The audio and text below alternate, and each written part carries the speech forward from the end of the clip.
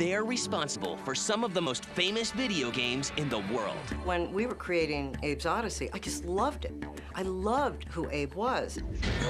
I loved what he did. As we did concept testing, we found out that skateboarding is not about racing, it's about tricks. And so that is what started Tony Hawk's Pro Skater. But their rise to the top was met with obstacles. I said, well, obviously this needs to be a unisex restroom because there are urinals in here, and I don't really want to walk in on the guys at the urinals. I think we helped make strides by working on all games across the board, not just working on a Barbie game. There were stereotypes. A lot of the games that are being made aren't necessarily geared towards women, and a lot of women just don't appreciate them. That were tough to break. I suddenly realized as I was talking that they weren't listening to me, and that their heads had actually swiveled around, and their mouths were hanging open. But they eventually prevailed. I'm Director of Public Relations, Communications Manager, Design Specialist, Producer, Executive Vice President, President and CEO. This is the story about a small group of women who took an industry by storm and battled their way to the top. It's the story about the unstoppable women in gaming.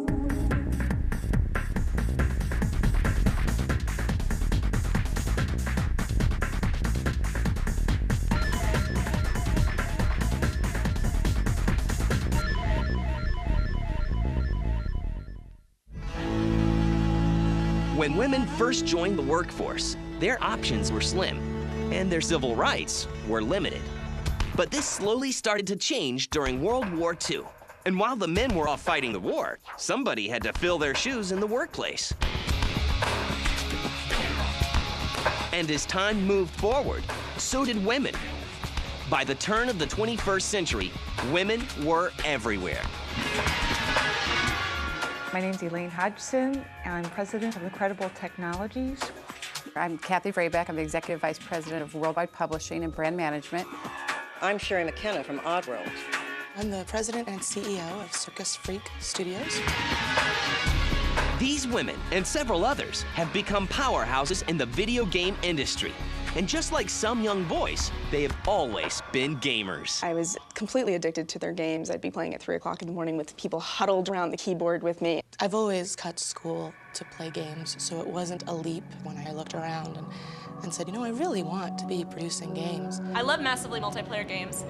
And then there are those whose dreams weren't exactly filled with platforms and polygons. Actually, when I was younger, I wanted to be a pediatrician, but I don't like to see sick children, so couldn't exactly do that.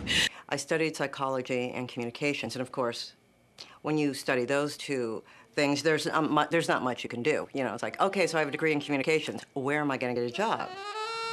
I started just out of college not knowing what I was going to do and ended up working for a PR agency, actually in Washington, D.C., which eventually led to Los Angeles because I thought I wanted to work in entertainment. I actually studied science for a long time. I have my bachelor's and my master's in biochemistry. Started my doctorate in neurobiology. But fate had other plans. When I finished graduate school, I happened to meet someone from Infocom. And they had a testing position open, and he called me. He said, would you be interested?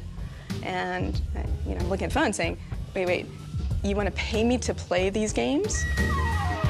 Okay, I can do that. Well, Incredible Technologies started in 1985 by myself and my partner because we lost our jobs at the last company that went down and decided to do it better ourselves. I've just spent my whole career producing high-end computer graphics. And it took about 2 years to open up a video game company because, I'm not a gamer, and I have very little interest in games, and I had very little interest in what they represented. These ladies are the masterminds behind some of the most popular video games in the world. And if fate hadn't stepped in, our consoles may have never met an adorable little guy named Abe. When we were creating Abe's Odyssey, I just loved it. I loved who Abe was. I loved what he did. Get me out of here! It never occurred to me that other people wouldn't identify the same way I did. So I wasn't nervous at all, to be honest. That's the arrogant part. I knew that it would reach out to the people and touch them the way it touched me. We may never have met the man behind the 900, As we did concept testing, we found out that skateboarding is not about racing, it's about tricks. And so that is what started us on the track of making Tony Hawk's Pro Skater. We all knew it was going to be successful. I mean, it is one of the top-selling franchises ever. We may never have played ATV Off-Road Fury 2. It's the first game as producer I've worked on. ATV Off-Road Fury 2 is a sequel. It's a racing game on all terrains. We've enhanced our environments, we've added ATVs, we've added online to it. It's a real just pick 'em up play racer. It's a great party game for players. And an epic multiplayer online role-playing game may have had another perspective. I worked on Asheron's Call, which is currently a pretty popular game, has a very solid user base. But for these women, being a woman proved to be their biggest obstacle. I've been in situations where, there was one restroom that I said, well, obviously this needs to be a unisex restroom. And we need to have some kind of a system because there are urinals in here, and I don't really want to walk in on the guys at the urinals. Once I learned the business side of things, I started working with the producer on Jet Moto and Twisted Metal. When you're sitting with a group of men and they're working on a female character, there's always the animation or her breasts, and sometimes they have to know you to know that it's okay to animate that character. These women just want to make games, but the stereotypes seem to greet them on every level. But then there's things like somebody coming up to me and saying, "Did you call the Xerox guy?" It's like, do you see me at the Xerox machine ever? I don't do photocopies. Now, that doesn't mean that there aren't women in the industry. Of course, there are many women in the industry. They just don't get noticed as much. And a lot of the games that are being made aren't necessarily geared towards women. And a lot of women just don't appreciate them. Certainly when you come into the industry, people wonder, are you going to be able to sort of cut it? Are you going to like it? And are you going to be able to understand the business? Unfortunately, the Xerox machine was just the beginning. The battle of the sexes has just begun. The fact of the matter is, this is a man's world. And women are second-class citizens, and that's just how it is.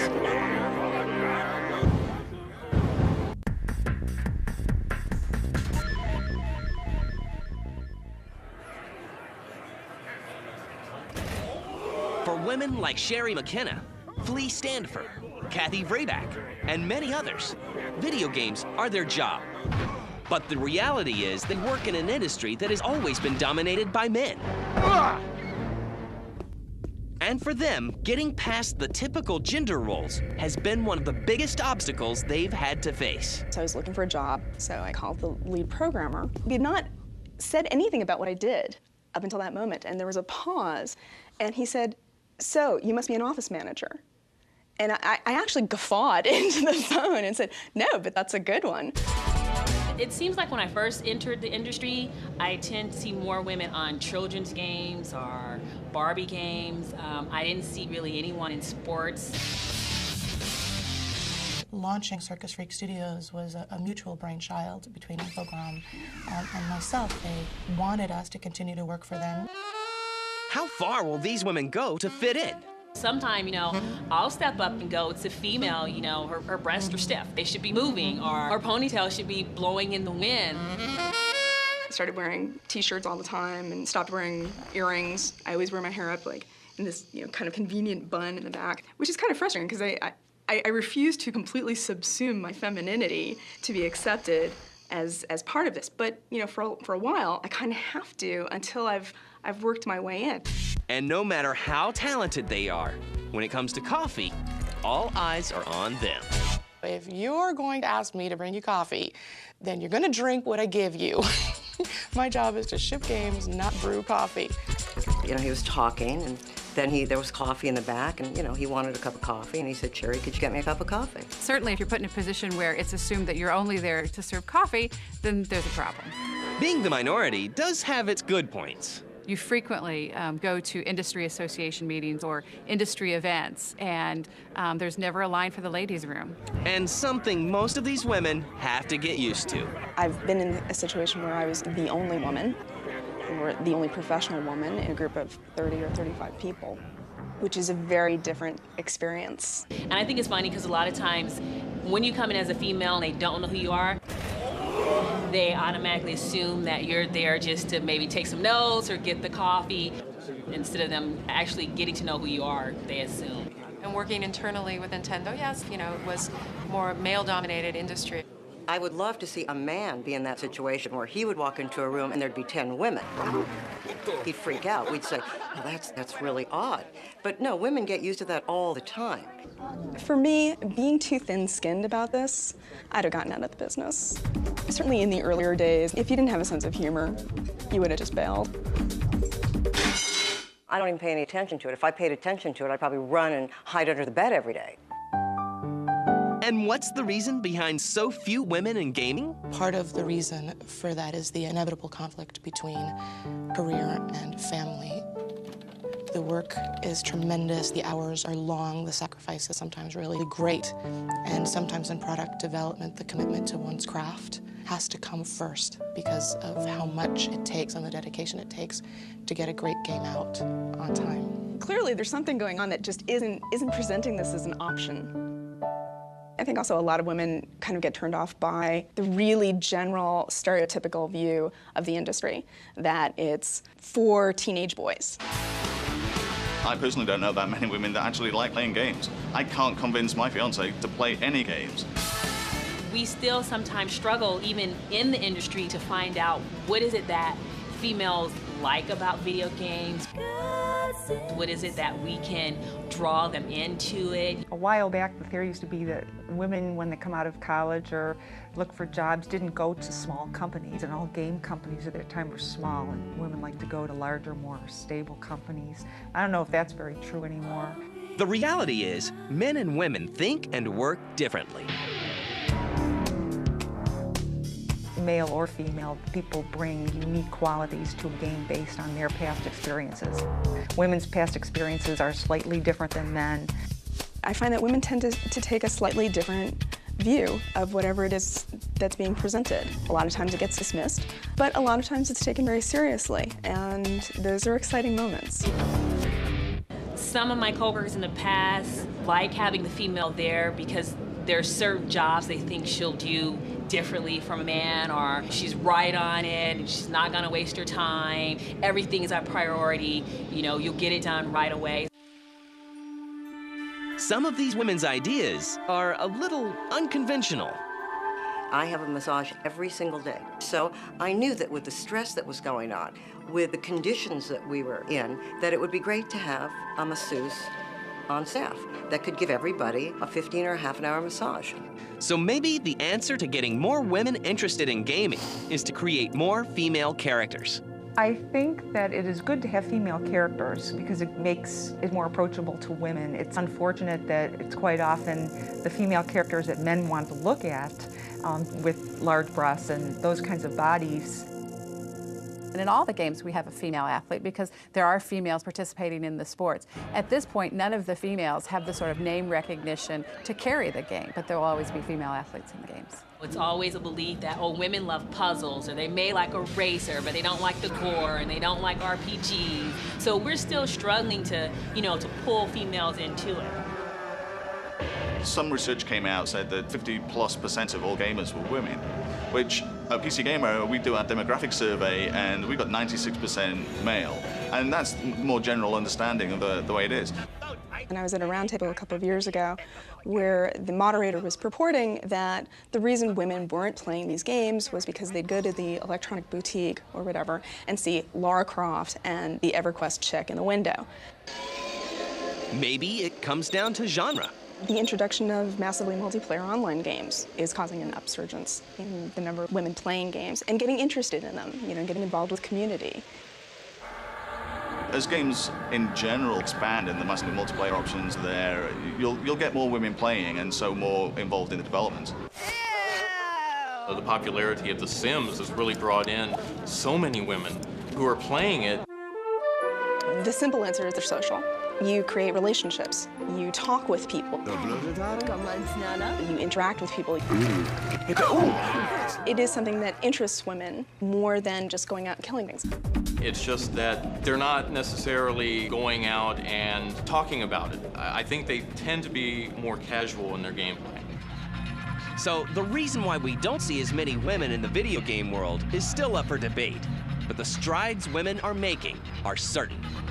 Every day, more women are finding jobs in video games, and the advice they're handing out may surprise you.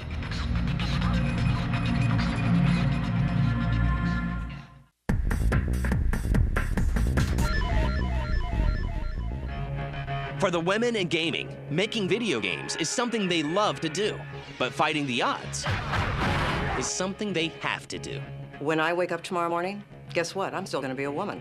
And not only that, but I'm gonna wake up every morning and be a woman. So I can wish to be a white Protestant male, but it ain't gonna happen. These women help launch games that are innovative, admired, and made millions of dollars. They have opened doors for the next generation of women and are closing the gap between gender-specific jobs.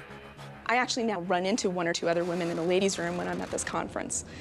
I've never seen a line here, and any woman who's ever been to any public function at all knows if there's not a line in the ladies' room, something is really weird. I think the main thing is that the industry just in general has matured. There's been a greater understanding that we're not just a bunch of game geeks and that's got to be a guy thing. If you look around, people are understanding that this is a business, so obviously there's no reason why women can't fill any roles. It's nice to see females as artists. It's wonderful to see them as programmers because that's really rare. So, and it's just to show that we're in every field of video game and not just in sales or marketing. There are so many things that are open to young women today that haven't been previously. And I would love to see more and more women getting involved in this business so that it has more of the type of balance that you see in other entertainment industries. Go for it. I absolutely think that the role of women in this industry will change when the games that are put out start tapping into female sensibilities. In the past, when technology was limited and there just wasn't a lot that the game makers could do, naturally it would appeal more to guys. As the technology becomes more sophisticated, then you can make the kind of games that women are more attracted to. Generally, those are games about stories.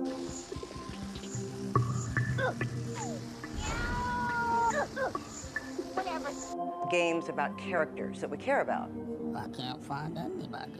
Whereas if you can now get to a point where you can make a game that has more depth to it, it's going to attract more women.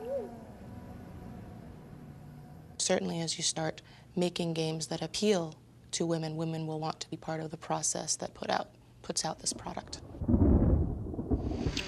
And these women, who helped pave the way, have some advice for those wanting to follow in their footsteps. And that's very simple. Do the best work. Work really hard. Figure out what it is you want to do, and just be the best at it. Work really hard, be passionate about it, and you will win. And they have to accept you. They have no choice. It's a great business that it's growing and it's becoming more important in the whole entertainment field.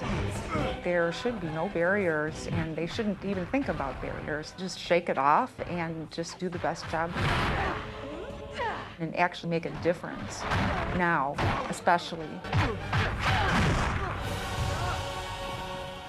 There's so many different arenas they could go into. If they want to go into art, then take some graphic classes. If they want to go into design and actual design video games, then take and design and just whenever they get time, write up ideas and pitch them to their friends and see what they sound like. And above all, know games, love games, know that you want to make games because you'll be living, breathing, eating, sleeping them for very long hours every day. I don't think there are any limits just because you have to be a woman or you happen to be a man. That doesn't matter. If you're talented, you'll succeed. And these women are still excited about the industry they've helped change. It's just so much more involved and so much deeper. than I thought it would be. You know, just with how important the industry really is, how much it's growing, and how exciting it is to be a part of such a great industry. And, you know, promoting video games, I don't think there's anything more fun in the world than that. I think this is an extraordinarily rewarding, extraordinarily creative industry for women.